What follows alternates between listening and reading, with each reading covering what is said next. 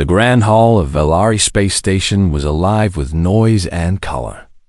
Hundreds of beings from dozens of worlds had gathered for the Festival of 12 Moons.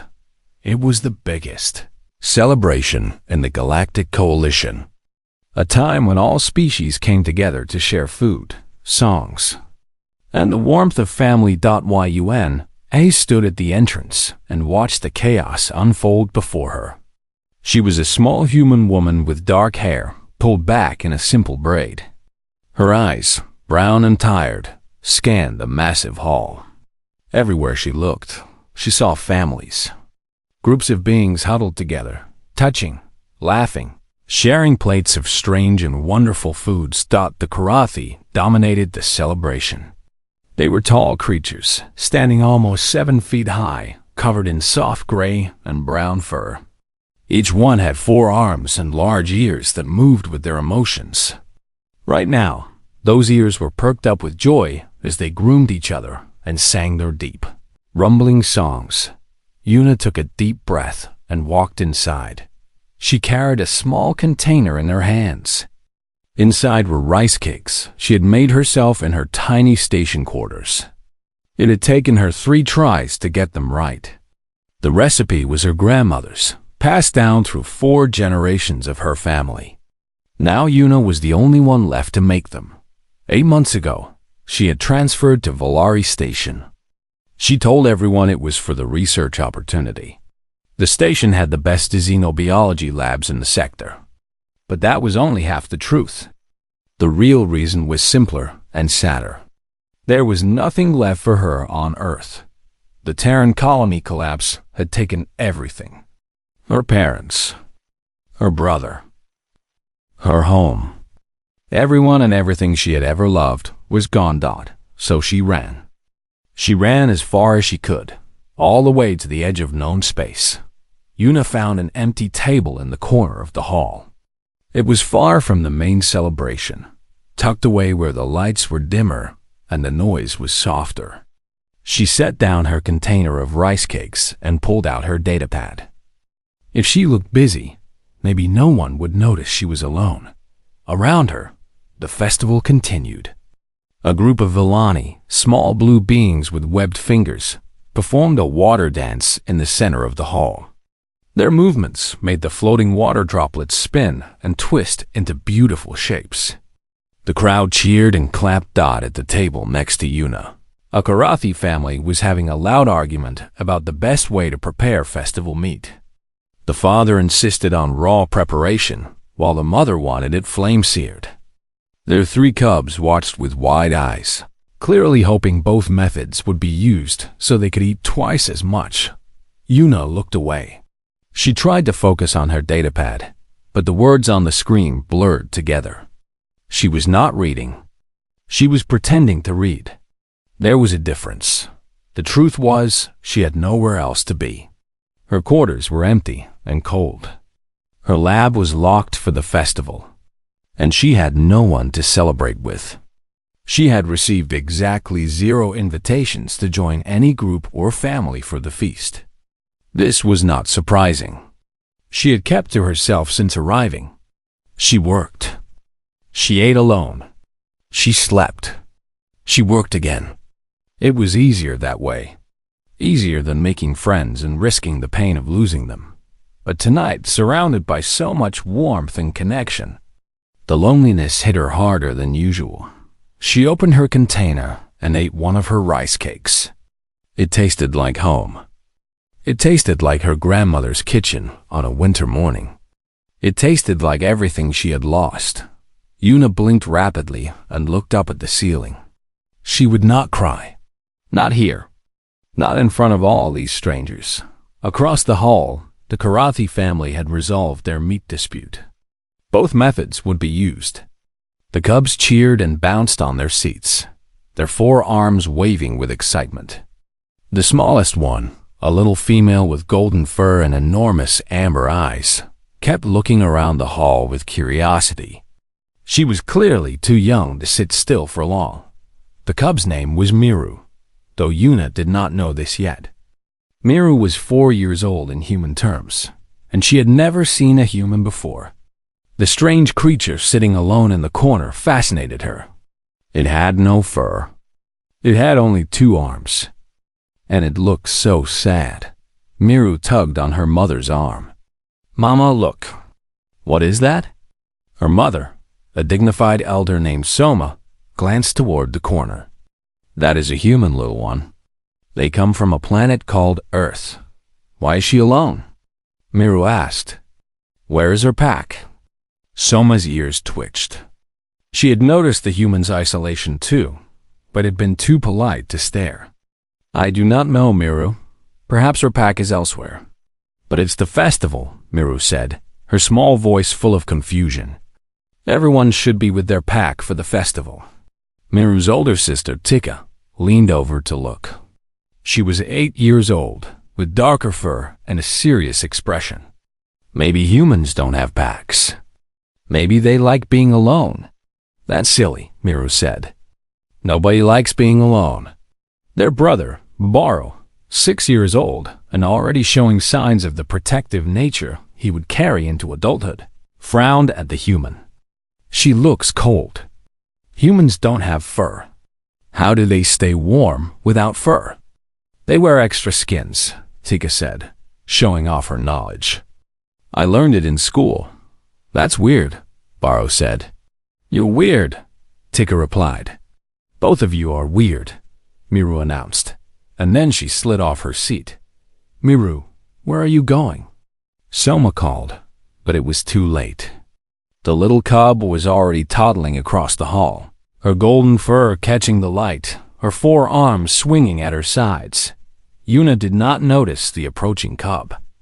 She was staring at her datapad again, trying to lose herself in a research paper about something she had already forgotten. Her mind was far away, back on Earth, back in her grandmother's kitchen, back in a time when she was not the last one left. A small voice broke through her thoughts. "You lonely?" Yuna looked down. Standing beside her table was the smallest Karathi she had ever seen. The cub barely reached her hip. Its fur was the color of sunshine, and its eyes were huge and golden, filled with innocent curiosity. For a moment, Yuna could not speak. The question was so simple, so direct, so painfully accurate that it knocked the breath out of her. She started, but the word caught in her throat.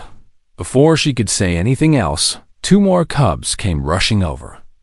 The older female grabbed the little one's arm with 2 of her hands. "Miru, you can't just walk up to strangers." "I'm so sorry, human." "She's very young and has no manners." The male cub stood slightly behind his sisters, his ears flat with embarrassment. "We apologize for disturbing your meal. Please, don't be angry." Yuna looked at the 3 cubs. They were clearly terrified that they had done something wrong. Their ears were down, their fur was fluffed with anxiety, and the little one, Miru, looked like she might cry. Something in Yuna's chest shifted. A wall that she had built very carefully over 8 months of isolation cracked just slightly. She smiled. It was small and rusty from lack of use, but it was real. "I'm not angry," she said softly. "And yes, I am a little lonely. Would you like to sit with me?" The cub's ears shot up in surprise. Miru's face split into a wide, toothy grin. Before her siblings could stop her, she had already climbed onto the seat next to Yuna. "I'm Miru," the little one said proudly. "These are Tika and Baro. They're my brother and sister. What's your name? Why don't you have fur? What are those?" She pointed at the rice cakes. "Can I have one? You smell nice. Like grain and something warm." Yuna laughed. It was a sound she had not made in a very long time. "My name is Yuna," she said. "And yes, you can have one." In the distance, Soma watched her 3 cubs surround the lonely human. Her ears twitched with a mix of exasperation and something softer. Something that felt like the beginning of fate. Miru grabbed a rice cake with 2 of her small hands and shoved it into her mouth before anyone could stop her. Her golden eyes went wide. Her ears shot straight up. For a moment, She chewed in complete silence, which was unusual for a cub who never stopped talking. Then, she swallowed and made a sound that was somewhere between a squeal and a growl of pure happiness. "This is the best thing I have ever eaten in my whole entire life," she announced loudly. Several beings at nearby tables turned to look. "Tika, Borrow, you have to try this. It's like clouds made of sweet grain. Like happiness in food form." Yuna felt her cheeks grow warm. "They're just rice cakes. My grandmother used to make them." "Your grandmother is a genius," Miru declared with absolute certainty. She grabbed another one. Tika, the older sister, was trying very hard to be polite and mature, but her eyes kept drifting to the container of rice cakes. "We shouldn't eat all of the humans' food, Miru. That's rude. Please, have some," Yuna said quickly. "I made too many anyway. I didn't know how much to bring." That was all the permission Tika needed. She took a rice cake and bit into it carefully. Her serious expression melted into something softer. Oh, this is very good." Borrow was the last to try.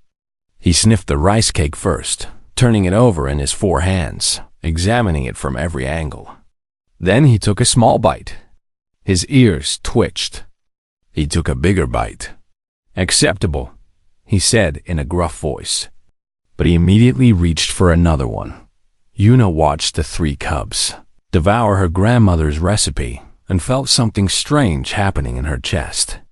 It was warm and tight at the same time. It had been so long since anyone had enjoyed something she made.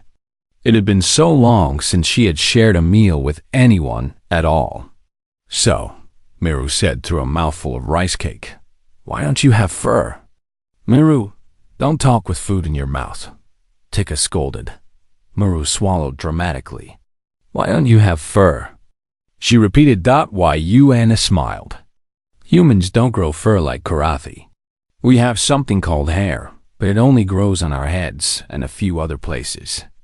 Our planet was warm, so we didn't need fur to survive." "But how do you stay warm now?" Borrow asked.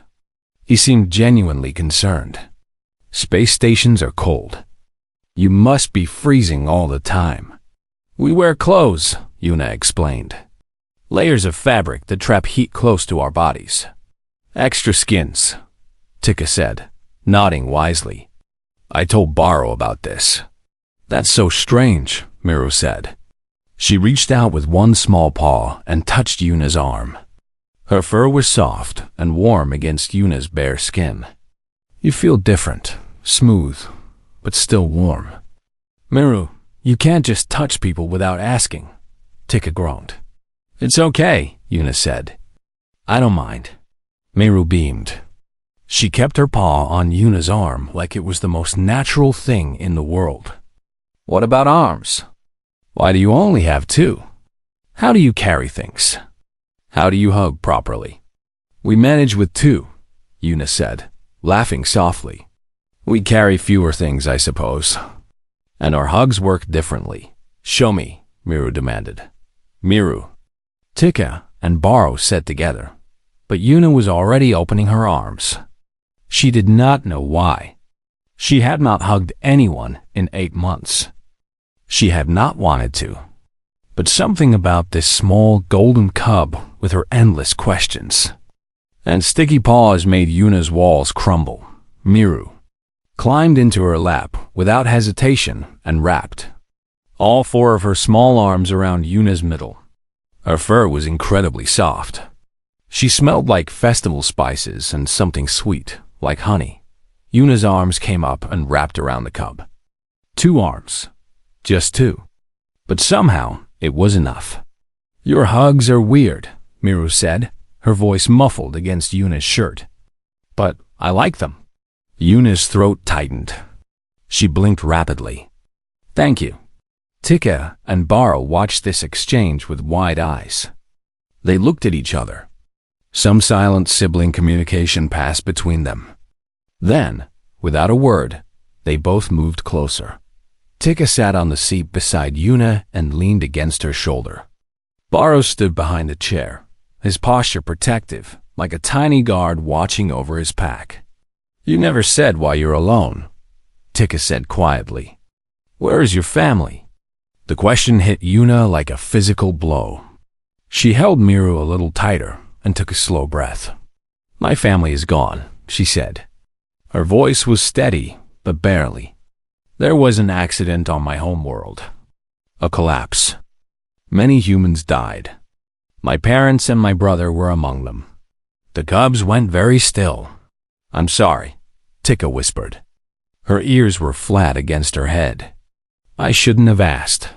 "It's okay," Yuna said. "It was a year ago. I've had time to get used to it." This was a lie. She was nowhere close to getting used to it. But it was the lie she told everyone, including herself. Miru pulled back and looked up at Yuna's face. Her golden eyes were wide and wet. "So you have no pack at all? Nobody?" Yuna shook her head. "That's the saddest thing I've ever heard," Miru said. A single tear rolled down her furry cheek. "That's even sadder than when my favorite toy broke." Despite everything, Yuna laughed. It was a broken, watery sound, but it was real. "It is quite sad, yes." "Well," Miru said, wiping her eyes with two of her paws, "you can share our pack. We have lots of family. Mama won't mind. She always says there's room for more." "Miru, you can't just adopt random humans," Tika said, but her voice lacked conviction. "Why not?" Miru challenged. "She's nice. She makes good food. She gives good, weird hugs. That's all you need for family." Baro nodded slowly. "The small one has a point." Yuna looked at the three cubs surrounding her. Her heart was doing something strange. It was beating too fast. It was expanding in her chest like it was remembering how to feel after a long sleep. "You don't even know me," she said softly. "So tell us about you," Tika said simply. "Tell us about Earth. Tell us about humans. We want to know." Yuna hesitated. Then she pulled out her datapad. "Would you like to see pictures?" The cubs crowded around her, their ears perked with excitement. Yuna opened her personal files and found her collection of Earth images. She had saved thousands of pictures before leaving. Landscapes, cities, animals. She had been afraid of forgetting what home looked like. "What's that?" Miru pointed at the first image. It was a photograph of a golden retriever sitting in a field of flowers. "That's a dog," Yuna said. "They're animals from Earth. Humans keep them as companions." The cubs stared at the screen in stunned silence.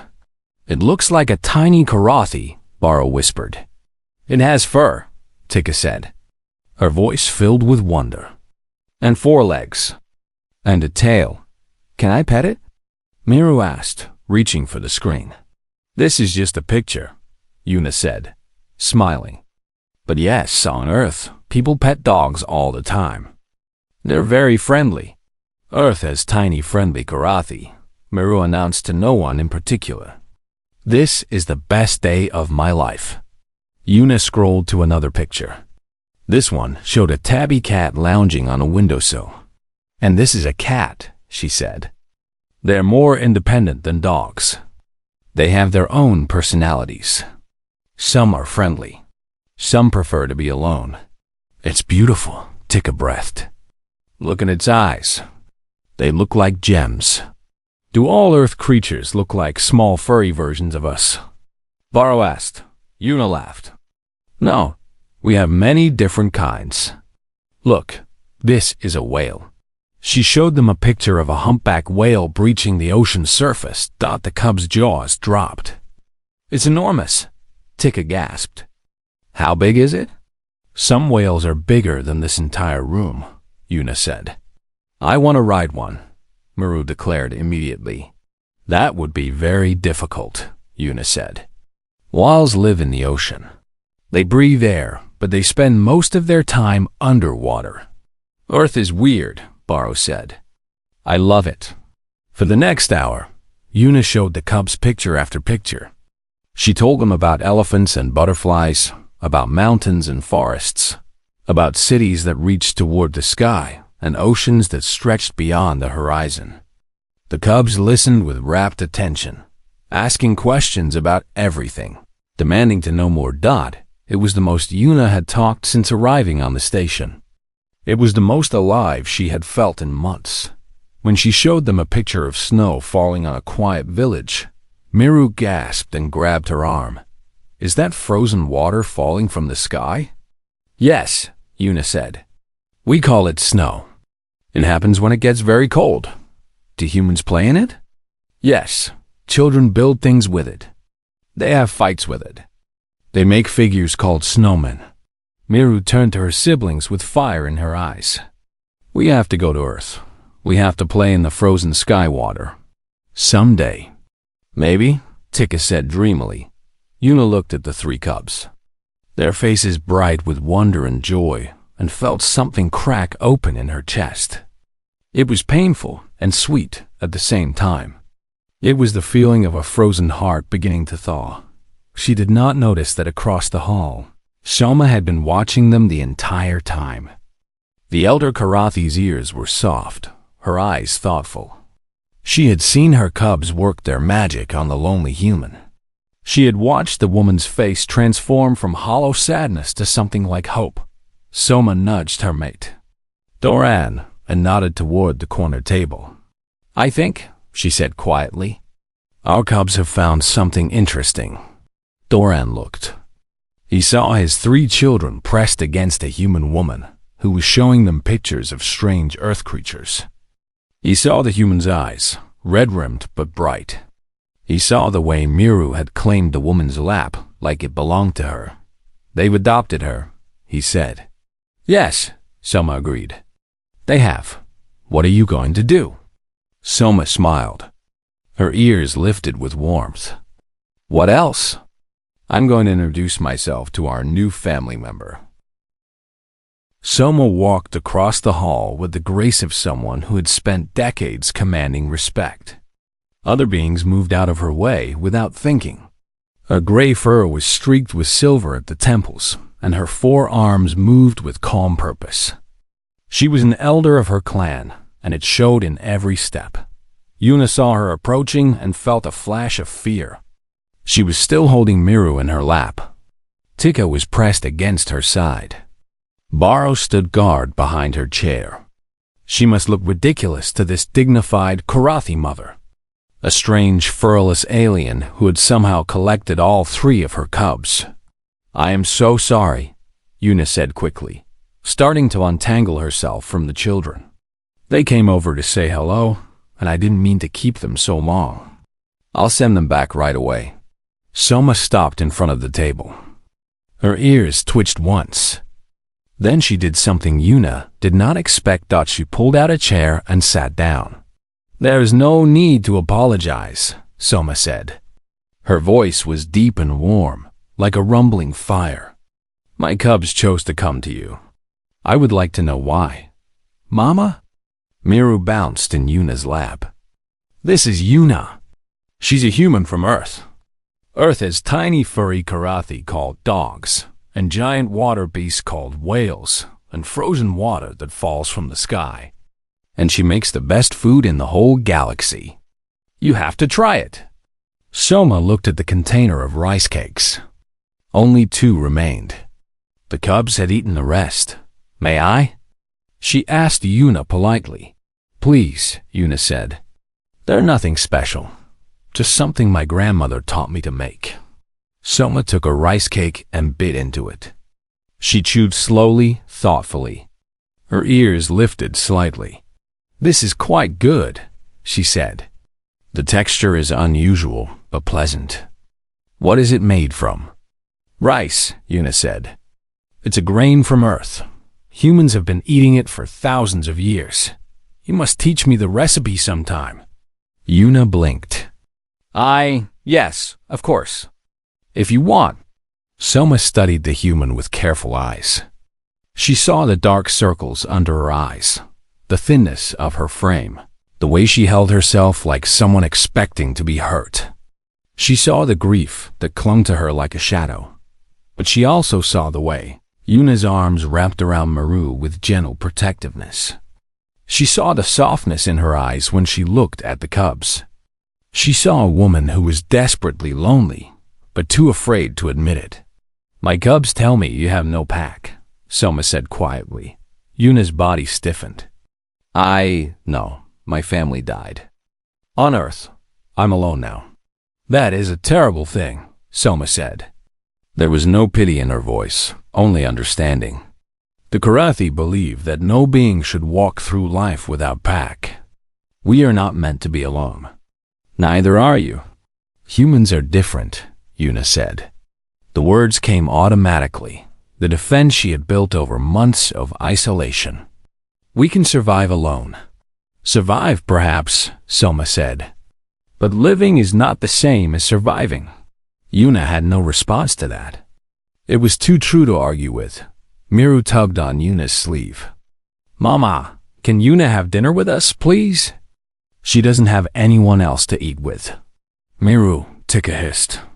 "You can't just invite people to family dinner. Why not? She's our friend now. She's a stranger we met an hour ago. So? Papa was a stranger before he met Mama. Now they're mated. Things change." Soma laughed. It was a deep rolling sound that made her whole body shake. "The little one has a point, Tika. Your father was indeed a stranger before he was family." She turned to Yuna. Her golden eyes were warm and welcoming. "Would you like to join us for the feast meal? My mate Doran is holding our table. You would be most welcome." Yuna felt her chest tighten. She wanted to say yes. She wanted to so badly that it hurt.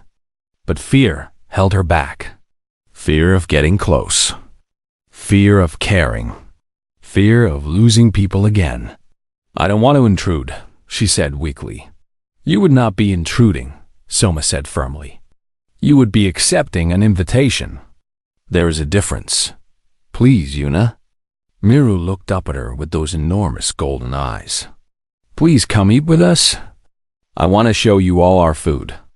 And you can meet Uncle Koro and Aunt Sinna and my cousins. They're loud but nice. There are more of you?" Yuna asked faintly. "There are always more Karathi," Baro said solemnly. "We have a very large family." Yuna looked at Soma. The elder Karothi simply waited, patient and calm, as if she had all the time in the world. Something in Yuna broke. Or maybe something mended. She wasn't sure which. "Okay," she said softly. "I'll come." Miru cheered so loudly that half the hall turned to look. She jumped off Yuna's lap and grabbed her hand with two of her small paws. Come on. Papa's waiting. He's going to love you." The walk across the hall felt like the longest journey of Yuna's life. Every step took her further from her safe, lonely corner and closer to something terrifying. Something wonderful. Something real. The Karathi family table was chaos. Doran, Soma's mate, was a massive Karathi with dark brown fur and gentle eyes. He was trying to stop two of his nephews from wrestling under the table. An older female, Aunt Sinna, was arranging plates of food with military precision while arguing with her mate about portion sizes. Uncle Koro was telling a story to anyone who would listen, using all four of his arms for dramatic gestures. Half a dozen other relatives filled the remaining seats, all talking at once, all reaching for food, all laughing. It was overwhelming. It was wonderful. It was nothing like Yuna's quiet, empty quarters. "Everyone," Miru shouted at the top of her small lungs. "This is Yuna. She's a human. She's gonna eat with us. Be nice to her or I'll bite you." The entire table went silent. 24 pairs of golden eyes turned to stare at Yuna. She wanted to run. She wanted to hide. She wanted to crawl under the table and disappear. But Miru was still holding her hand. And Tika had moved to stand beside her. And Baro was behind her like a tiny furry shadow. The cubs had her surrounded. She couldn't escape even if she wanted to. A human, Uncle Koro boomed. I've never met a human before. Come, sit. Tell me about your planet. Is it true you conquered fire before you conquered space? Give her room to breathe, Koro, Soma said, guiding Yuna to an empty seat. She's our guest. Nonsense. Koro waved all 4 arms dismissively. She's family now. The cubs adopted her. I saw it happen. Once the cubs choose, there's no going back. Yuna sat down in a daze. A plate of food appeared in front of her. Then another plate. Then a third. Within minutes, she had enough food to feed 10 humans. Eat, eat. Aunt Cinna urged. You're too thin. Humans shouldn't be thin. It's not healthy. I eat plenty, Yuna protested weakly. Lies, Cinna declared. I can see your bones. Korathi bones are covered in proper muscle and fur. You need more food. Leave the poor girl alone, Cinna, Doran said. His voice was deep and soft like distant thunder. She just got here. Let her adjust. But he pushed another plate of meat toward her anyway. The meal was loud and chaotic and completely overwhelming. The Korathi talked over each other constantly. They argued and laughed and threw bits of food across the table. They touched each other constantly, grooming fur and patting arms and bumping shoulders. Yuna had never experienced anything like it. Her family on Earth had been small and quiet. Meals had been calm affairs with polite conversation. This was different. This was alive. Halfway through the meal, the Korathi began their traditional feast song. It started with the elders, their deep voices creating a rumbling bass line that Yuna could feel in her bones. Then the adults joined in, adding melody and harmony. Finally, the cubs piped up with high, sweet notes that danced above the deeper sounds. The song was beautiful. It was primal. It spoke of family and belonging and love that stretched across generations. Yuna didn't know the words. She didn't know the melody. But Niru grabbed her hand and squeezed it. You can hum, the little cub said. Just feel the song and hum. So Yuna hummed. She closed her eyes and let the sound wash over her. She felt the vibrations of a dozen Korathi voices filling the air around her. She felt Meru's small warm paw in her hand. She felt Tika leaning against her shoulder and Baro standing guard behind her chair. She felt something she hadn't felt in a very long time. She felt like she belonged. The tears came without warning. They rolled down her cheeks in hot, silent streams. She couldn't stop them. She didn't want to stop them. For the first time since losing her family, she wasn't crying alone. Soma noticed. Of course she did. The elder reached over with one of her 4 arms and wrapped it around Yuna's shoulders. She didn't say anything. She didn't have to. The gesture said everything. You're not alone anymore. The song ended. The Korathi cheered and clapped and immediately started arguing about which dish to serve next. Life went on around Yuna in a swirl of noise and warmth. Miru looked up at her with worried eyes. Are you okay? Why are you leaking from your eyes? I'm fine, Yuna said, wiping her face. I'm more than fine. I'm happy. Crying when you're happy is weird, Miru said. But humans are weird, so I guess it makes sense. Yuna laughed. It was a real laugh, bright and free and unexpected. It felt like the first laugh of a new life. Across the table, Soma caught her mate's eye. Doran nodded slowly, his ears soft with understanding. They had both seen what their cubs had done. They had both seen the broken human begin to heal. Later that night, when the feast was finally over, Miru fell asleep in Yuna's lap. Her small body was warm and heavy, her breathing slow and peaceful. Tika had dozed off against Yuna's shoulder. Even Baro had finally stopped standing guard and curled up at her feet. Yuna looked at the 3 sleeping cubs and felt her heart expand until it hurt. She had come to this feast alone. She had expected to leave alone. But these 3 small creatures had decided otherwise. They had looked at a lonely human and chosen to love her. Just like that. Without question. Without hesitation. Yuna stroked Miru's golden fur and made a silent promise. She didn't know what the future held. She didn't know if this moment would last. But for the first time in a very long time, she wanted to find out. 1 week passed after the Festival of 12 Moons. Yuna told herself that the magical night had been a one-time thing. A beautiful memory. A moment of warmth that she would treasure forever, but never experience again. She returned to her routine. Wake up alone. Eat breakfast alone. Walk to the xenobiology lab. Work for 12 hours on research that no longer excited her. Eat dinner alone. Sleep. Repeat. It was easier this way. Safer. Feelings led to pain. Attachment led to loss. She had learned that lesson the hard way. On the 3rd day, she was eating lunch in her quarters when her door chimed. She frowned. Nobody visited her quarters. Nobody even knew which room was hers, except for station administration. She set down her food and walked to the door. When it slid open, she found 3 small karate cubs staring up at her.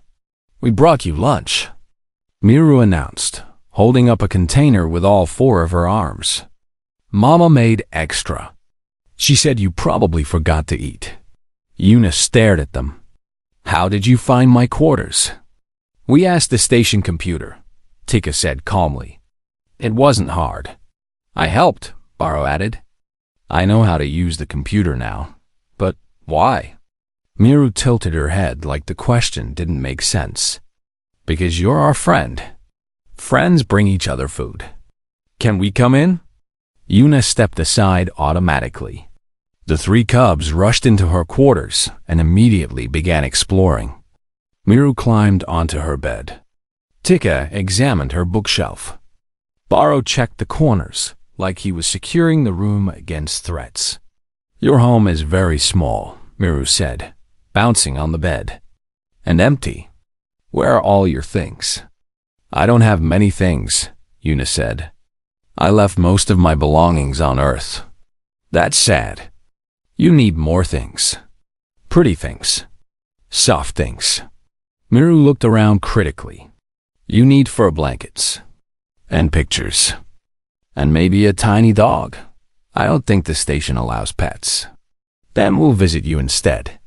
We're better than pets anyway. We can talk." Yuna didn't know whether to laugh or cry.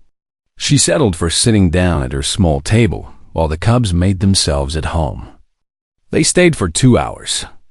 They ate lunch with her. They demanded more stories about Earth.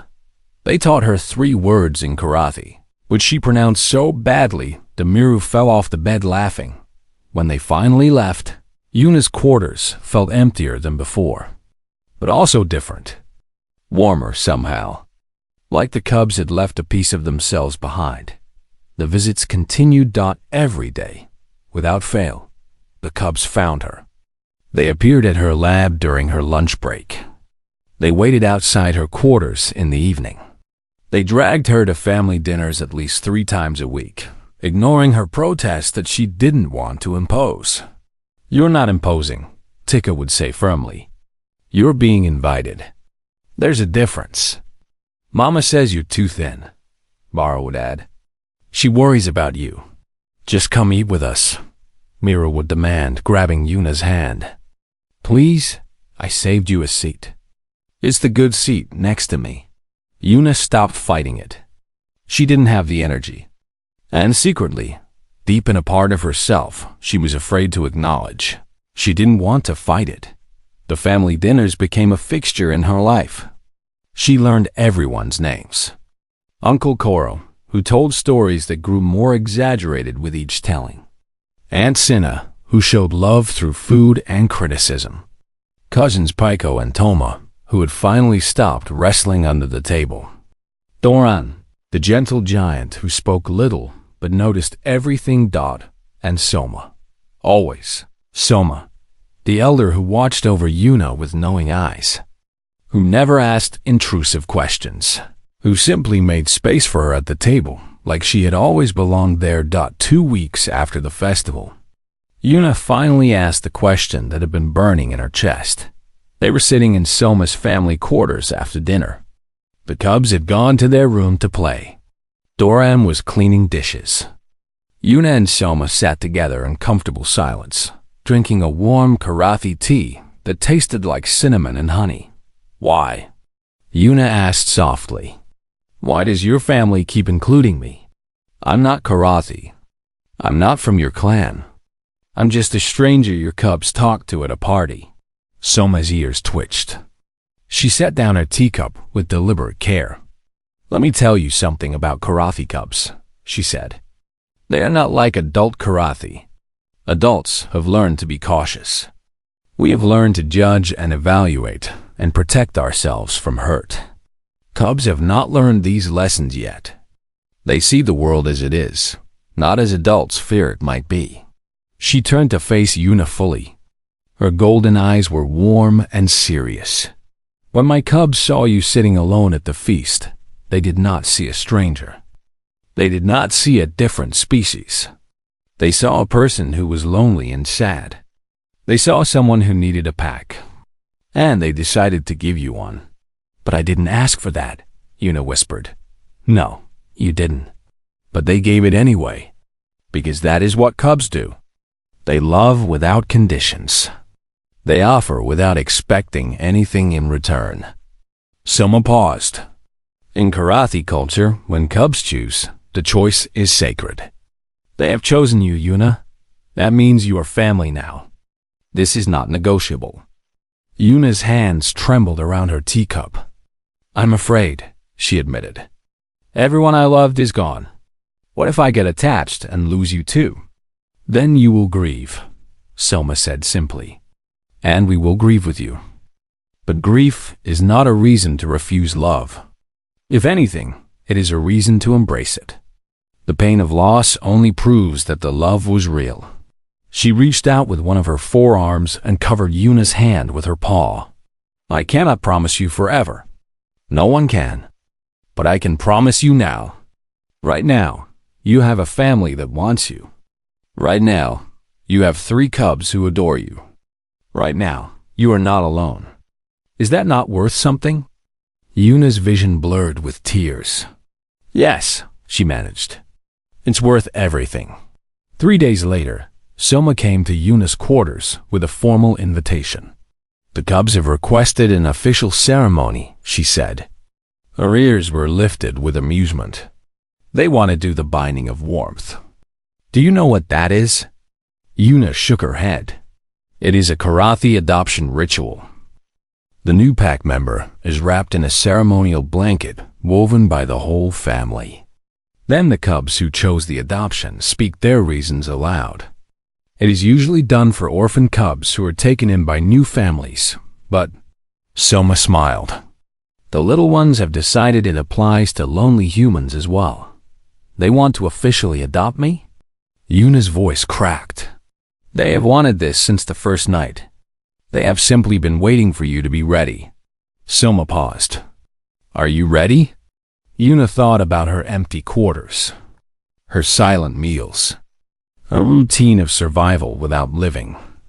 Then she thought about Miru's laugh and Tikka's wisdom and Baro's protective presence. She thought about family dinners and Karathi songs and arms that wrapped around her without asking permission. Yes, she said. I'm ready. The ceremony was held in Soma's family quarters. The entire extended family attended. 20 Karathi packed into a space meant for half that many, but nobody complained. They simply made room, as Karathi always did. The ceremonial blanket was beautiful.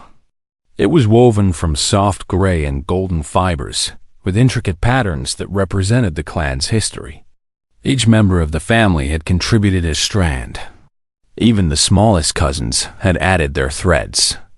Yuna stood in the center of the room, surrounded by warm bodies and golden eyes. She was shaking, but not from cold.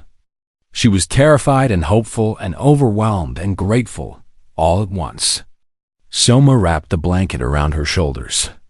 It was heavy and warm, like a hug made physical. "This blanket represents our pack," Soma said formally. "By accepting it, you accept us. You become one of us. Our joys are your joys. Our sorrows are your sorrows. Our home is your home." "I accept," Yuna whispered. Then the cubs stepped forward. Miru went first. She was practically vibrating with excitement. "I chose Yuna because she makes the best foldy birds.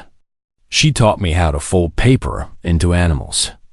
Nobody else knows how to do that. Also, she gives good weird hugs, and she lets me sit on her lap, and she tells the best stories about Earth." Tika went next. She was more composed, but her voice shook slightly. "I chose Yuna because she knows everything about animals. She showed me pictures of creatures I'd never imagined. She made me want to learn more about the universe. She's smart and kind, and she never makes me feel stupid for asking questions." Finally, Moro stepped forward. He was the quietest of the three, but his words carried weight. "I chose Yuna because she needed protecting. She was alone and sad, and nobody was taking care of her. That's not right. Everyone needs someone to watch over them. I want to watch over her. I want to make sure she's never that sad again." Yuna was crying openly now. Tears streamed down her face and dripped onto the ceremonial blanket.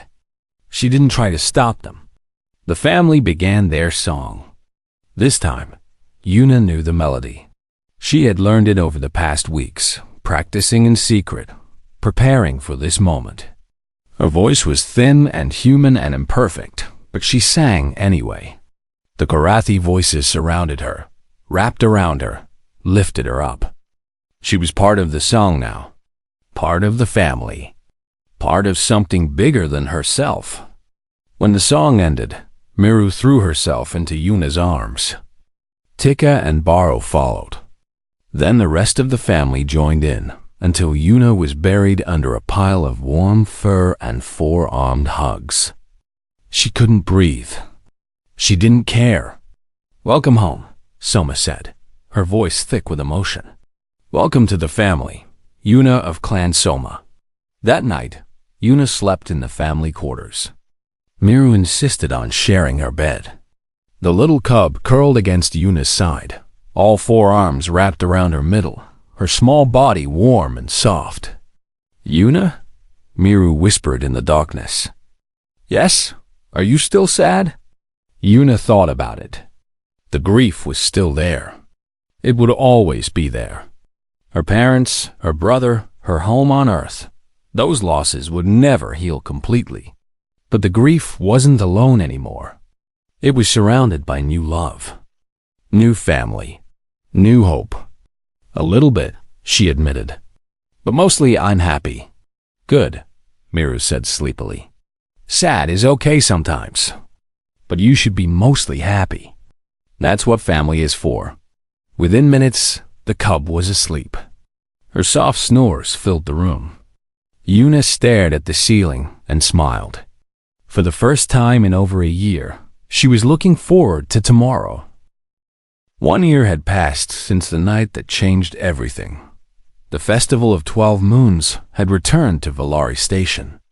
The Grand Hall was decorated in brilliant colors, filled with beings from across the galaxy. Music and laughter echoed off the high ceilings. The smell of 100 different cuisines mixed in the air. Yuna stood at the entrance, exactly where she had stood 1 year ago. But everything was different now. She was not alone. Miru sat on her shoulders, small legs dangling against Yuna's chest, forearms playing with her braided hair. The little cub had grown over the past year, but she still insisted on being carried whenever possible. Yuna didn't mind. She had learned to build the muscles needed to carry a Karathi cub. Her back had adapted. Her heart had adapted even more. Tika walked beside her, holding her left hand. The older cub was 9 now, tall for her age, her fur darker and her eyes more serious.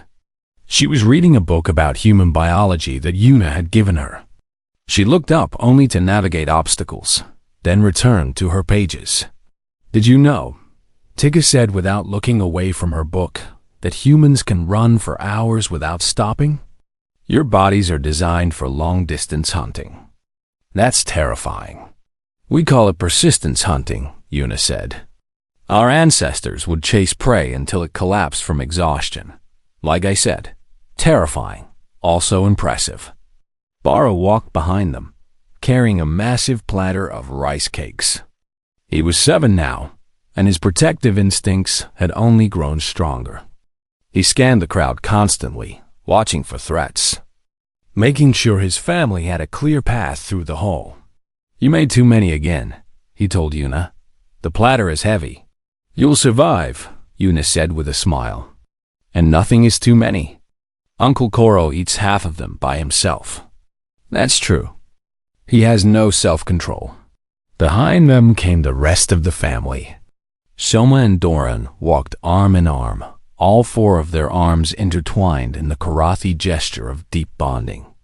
Uncle Koro was already telling a story to anyone who would listen, his booming voice rising above the crowd. Aunt Cinna was fussing over her mate's outfit, adjusting his collar with 2 hands while pointing out decorations with the other 2. A dozen cousins, aunts, uncles, and elders followed. They moved through the hall like a small army, drawing stares from other species. The Karathi were always loud. This particular family was louder than most thought, and in the middle of it all, wrapped in their warmth and chaos, was one small human woman who had found her place. Yuna was different now. The dark circles under her eyes had faded. Her frame had filled out from months of Aunt Cinna's cooking. Her smile came easily, naturally, without effort. She laughed often. She sang Karathi songs without embarrassment. She had learned to braid her hair in the style that Miru liked best. She had also learned to fold hundreds of paper cranes. "Yuna, look." Miru pointed across the hall. "That's where we met. That's the corner where you were sitting all alone." "I remember," Yuna said softly. The lonely corner table was occupied by another solitary figure. A Vellani, one of the small blue beings with webbed fingers, sat by himself, picking at a plate of food. His posture was hunched. His eyes were fixed on the table. He looked exactly how Yuna had looked 1 year ago. Miru's ears flattened. "He's lonely." "Yes, he is." "That's not right. Nobody should be lonely at the festival." Tika looked up from her book. Her serious eyes scanned the Vellani with scientific interest. "He appears to be isolated. His body language suggests depression or social anxiety. Or maybe his pack is gone," Baro said quietly. "Like Yuna's was." The 3 cubs looked at each other. Something passed between them, a silent communication that siblings develop over years of growing up together. A decision was made without words. Miru slid off Yuna's shoulders. "We'll be right back." Before Yuna could respond, the 3 cubs were already moving through the crowd. They walked with purpose, their small bodies weaving between larger beings, their golden eyes fixed on their target. Yuna watched them go. Her heart swelled with a pride she didn't know she could feel. Soma stepped up beside her. "I see the cubs have found another project. They learned from the best," Yuna said. "They learned from you." Soma's ears lifted with warmth. "You taught them that lonely beings just need someone to reach out. You taught them that different species can be family. You taught them that love is not limited by blood or fur or the number of arms you have." "I didn't teach them anything. They taught me."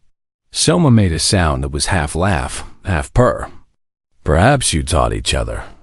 Across the hall, the cubs had reached the Vellani's table. Miru was already talking, her arms waving expressively. Tika was offering something from the platter of rice cakes that Baro had brought. The Vellani looked startled, confused, and then slowly, hesitantly. He smiled. "And so it begins again," Soma said with satisfaction. The family found their table and settled into the familiar chaos of a Karathi celebration. Food was shared. Arguments erupted and resolved within minutes. Songs were sung, badly but enthusiastically. Yuna sat in the middle of it all, surrounded by warmth and noise and love. At some point, a delegation arrived at their table. It was a group of diplomats from different species, including a tall insectoid being who served as the station's cultural ambassador. "Forgive the interruption," the ambassador said, their voice clicking and buzzing through their translator. "We have heard stories about your family, Elder Soma, specifically about the human who was adopted by your cubs." Soma's ears lifted. "You have heard correctly. Yuna is a full member of Clan Soma." The ambassador turned to Yuna with compound eyes that reflected the hall's lights. "We find this fascinating. Our species has limited understanding of human social behavior. Many believe that humans are cold and solitary creatures who do not form deep bonds with other species." Yuna felt the cubs pressing closer to her. Miru climbed back into her lap. Tika took her hand. Baro moved to stand behind her chair, his small body rigid with protective tension. "I can see that belief is wrong," the ambassador continued, observing the cubs' behavior. "But I am curious. How did you integrate into a family-oriented culture so different from your own?" Before Yuna could answer, Soma spoke. "You misunderstand humans, Ambassador." Her voice was calm but carried the weight of a year's experience. "They are not cold. They are careful. They guard their hearts because they know how much it hurts to lose what they love. But once a human truly loves you, once you become their pack, they are the most loyal and devoted beings in the galaxy." She looked at Yuna with eyes full of pride. "They will learn your songs even when the melody is strange to them. They will cook their ancestral foods to share with your cubs. They will sit through 100 loud family dinners, even when they prefer silence. They will fold small paper birds until their fingers ache, just to make a child smile." Yuna felt tears pricking at her eyes. She had heard Soma say kind things before, but never like this. Never so publicly. Never with such fierce certainty. "Humans do not love easily," Soma continued. "But when they do, they love forever. They love until it breaks them. And then they love even more." She placed one of her 4 paws on Yuna's shoulder. "My cubs saw that in her before any of us adults did. They recognized a soul that was starving for connection. They fed it. And in return, she has given us gifts beyond measure." The ambassador was silent for a long moment. Their compound eyes blinked slowly. "I see," they said finally. "Thank you for the education, Elder Soma. I will share this with my people." After the diplomats left, Miru tugged on Yuna's sleeve. "What's a devoted creature?" "Devoted," Yuna corrected gently. "It means someone who loves very deeply and stays loyal no matter what." "Oh," Miru nodded seriously. "Like you. Like all of us," Yuna said, hugging her tight. Later that night, when the festival was winding down, Yuna found herself on the station's observation deck. The great window showed a sea of stars stretching into infinity. Somewhere out there was Earth. Somewhere out there were the graves of her parents and brother. She still missed them. She would always miss them. But the grief no longer swallowed her whole. It was a scar now, not an open wound. It hurt sometimes, but it didn't bleed. Footsteps approached. She turned to find all 3 cubs and Soma walking toward her. "We thought you might be here," Tika said. "You always come to look at the stars when you're thinking deep thoughts." "I was thinking about my family," Yuna admitted. "My first family. The one I lost." The cubs gathered around her. They didn't offer empty comfort or try to change the subject. They simply stood with her, bearing witness to her grief, sharing the weight of it. "I think they would be happy," Yuna said after a long silence. My mother used to worry that I was too independent, too closed off. She always said I needed to let people in. I think she would be glad that I finally did. Tell us about them, Miru said softly. Tell us about your first family. So Yuna did. She told them about her mother's cooking and her father's terrible jokes. She told them about her brother's laugh and the way he always stole the last piece of dessert. She told them stories she had never told anyone, memories she had kept locked away for fear that sharing them would make them fade. The cubs listened. They asked questions.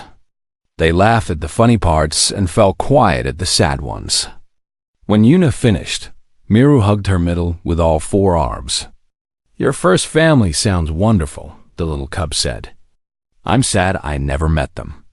But I'm glad you're my family now. I'm glad you didn't stay lonely forever. Me too, Yuna whispered. Me too. Soma stepped forward and wrapped her arms around all of them, gathering her cubs and her human into one warm embrace. Family is not about blood, she said quietly. It is not about species or origin or the shape of your body. Family is about choice, about showing up every day, about loving even when it's hard. She looked at Yuna with golden eyes full of warmth. You showed up, Yuna. You chose us. And we will spend every day making sure you never regret that choice. Yuna looked at her strange, wonderful 4-armed family. She looked at the cubs who had adopted her without asking permission. She looked at the stars that led back to a home she had lost and forward to a future she had gained. 1 year ago, she had walked into a festival alone, carrying grief like a stone around her neck. Now she stood surrounded by love, by warmth, by small paws and loud voices and hearts that had made room for her. She was not alone anymore. She would never be alone again. And somewhere in the grand hall, 3 cubs were sitting with a lonely Villani, teaching him to fold paper cranes and offering him rice cakes, spreading the lesson they had learned from a lonely human 1 year ago. Family was not found. Family was made. One act of kindness at a time,